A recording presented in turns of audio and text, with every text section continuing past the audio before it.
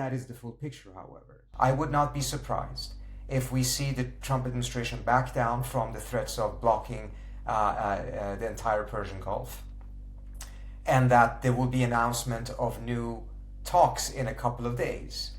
Because at the end of the day, neither side has said that there won't be any more talks within this 14-day period, of which there's still 8 or so days left. And neither side has restarted the war. And as a result, I think we should interpret all of these moves as negotiating tactics within a negotiation, rather than necessarily a complete breakdown. And when it comes to the recent rounds of negotiations, the Israelis have opposed it, and they are the ones who have been pushing for the zero enrichment red line, precisely because they knew the Iranians would never agree to it and it would lead to a military confrontation.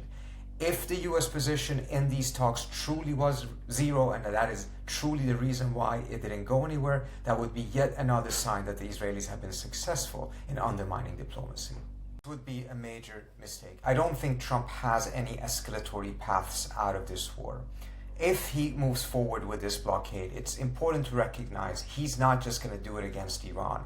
If he goes after some of the ships that are holding Iranian oil, those have already been purchased by China, by India, by other countries in Asia who will suffer from this, but it's also their oil. He's not taking Iran's oil. He's taking the oil that these countries have bought from Iran. So that would immediately put the United States on a collision course with China, with India, and other countries.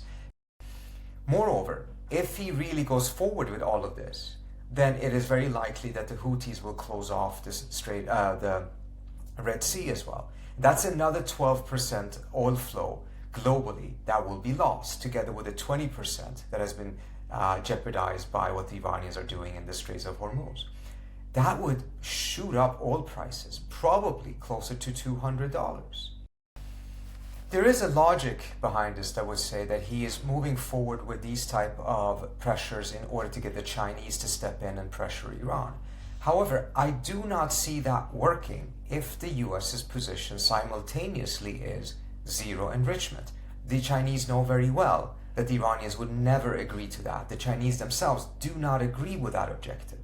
So they would only then sign themselves up for America's losing negotiating and military strategy with Iran, and I don't see the Chinese doing that at all. In that scenario, I think the failure of the first phase is not in and of itself necessarily a sign that talks, if they were to continue, would fail. It may very well be that the first round was supposed to be a failure. Neither side may have wanted to give the impression that they came to an agreement too quickly. They could be opening themselves up for criticism at home that they may have given in too much or too easily. So in and of itself, that is not necessarily the problem. But if on substance they remain this far away from each other, and there is escalation simultaneously, that certainly doesn't bode well.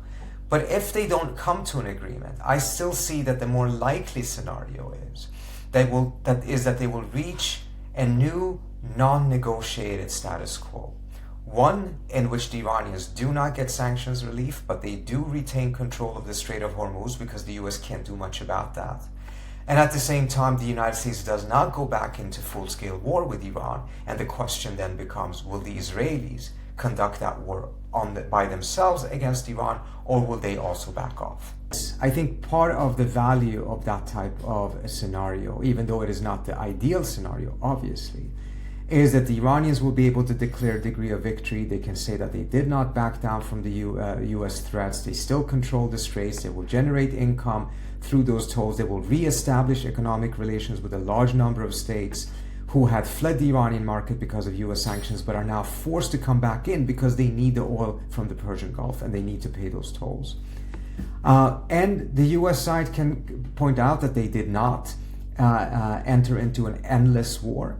They can point to the fact that oil prices are coming down. They can point to the fact that the situation is not fully resolved, so they haven't conceded anything to Iran. And at the same time, Trump will list a long list of military items in Iran that were destroyed and essentially say that we have degraded the Iranian military might in a very significant way, which would be true.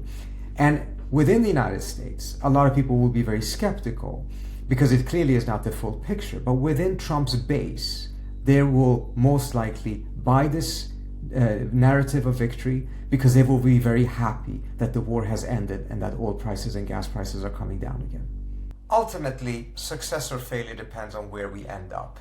But, halfway through it, it is noteworthy that this was the highest level negotiations between the United States and Iran ever, with the Vice President of the United States representing the American side in direct face-to-face negotiations with the most senior delegation from the Iranian side, which now included and was led by Ghalibaf, the Speaker of the Iranian Parliament, although technically in de facto his position inside the Iranian system is much, much beyond what just the Speaker of the Parliament would be, given a lot of the changes that have happened here.